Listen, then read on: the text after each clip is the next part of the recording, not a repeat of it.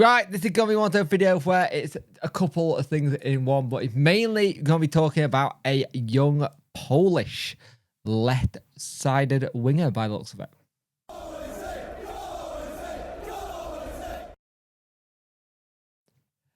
Hello and welcome to this video. Like, share, and subscribe to the channel. Much appreciate it. Liking helps the algorithm, sharing gets to more people's faces, and subscribing is free. We are on the road to 4K. And before we start, thank you for all the lovely people who have come and said hello to me out in the park today. It's been lovely.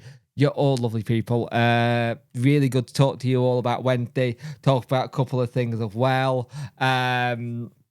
You've got the situation that a lot of things has happened today in terms of what could happen. We did the Jamal Lowe video, me and Jack at Owls in the park, and that looks like that could be getting very close to being done. So another player we are looking at is Olaf Kobacki. I think that's how you say it. I thought I've attempted it. Olaf Kobacki, his contract doesn't expire till 2027. Now, he's currently playing in Poland's second tier at Arka Gdynama. I'm messing that up. Anyway, last season, he did 32 appearances, 13 goals, and 5 assists, which is a fantastic return when you think about it. And he plays on the left side wing. He can go left or right or attacking mid. Really good player. 22. He's 22 and looks like there's a real good player in him. I've watched some clips of him earlier today and he does look like a really good talent. And this is the thing, when you look at it, you look at what Danny's trying to bring in. Danny and the team are trying to be really smart with what they bring in. You've got the other likes of Jamal Lowe who could be possibly coming in. It sounds like that is imminently ready to be done. He's hoping it'll be done by today by the sounds of it when he was talking to Rob Statton, and we're going to talk about interview in a minute. But a 22-year-old who you're looking to change that culture, that change where it is and how you're playing. It's really interesting that you're starting to look at different leagues and different places to get your player from. It's not the usual pot we used to, and I think that's good. I think that's good that we don't have the usual, oh, we're going after this bloke because he's been linked with us in the past. Granted, Jamal Lowe is a little bit that, but Jamal Lowe's good. He's a very good player, and it looks like he could be a Wednesday player very shortly. Now, let's go on and speak about Danny's interview with Rob Statton. Very good interview by Rob. And it was interesting when he was talking about things. It's like, we could have more players in. Jamal Lowe, Kobacki said, well, look, we're trying to work things out and we're trying to see what we can do. And it was only like kind of thing. It looks like we are looking like we could be beating the likes of Norwich City and Derby County to Kobacki.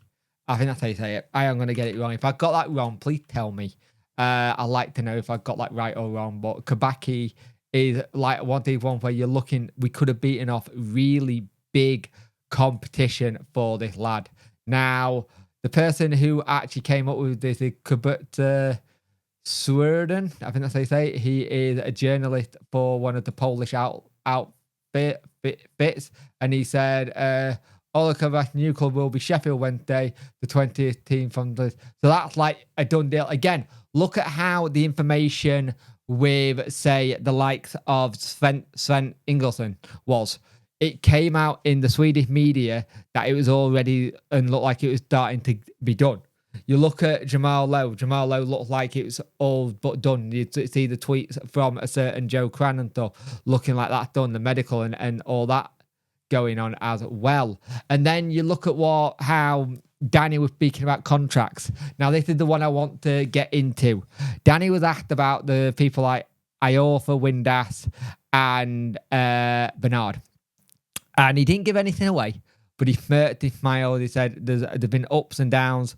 I think we'll have some positive things to come from it. It was very interesting hearing him talk about the contract situation, because he was really, he wasn't giving it away, but he sounded quite positive about how the contracts were going. And it's interesting when you watch him talk and stuff.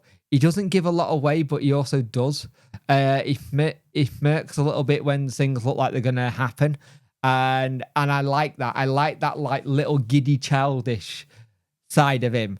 That is, look, we got something ready, and these may be done, and I do like it a lot. But Olaf Kobacki could be a fantastic one. Then if you put in the likes of Windath Iorfa and say Bernardo signing, I said we were probably going to be busy very shortly, and it's looking like we are going to be that busy time of the season where we're starting to get players in. If Jamal Lowe comes in today, that's our 5th transfer of the window.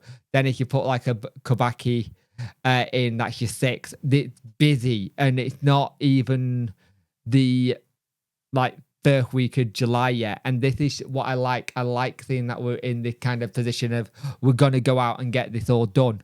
And it's been lovely to see people today as well. There's been a real good family orientated feel to it. Met a lot of you guys today, which was great.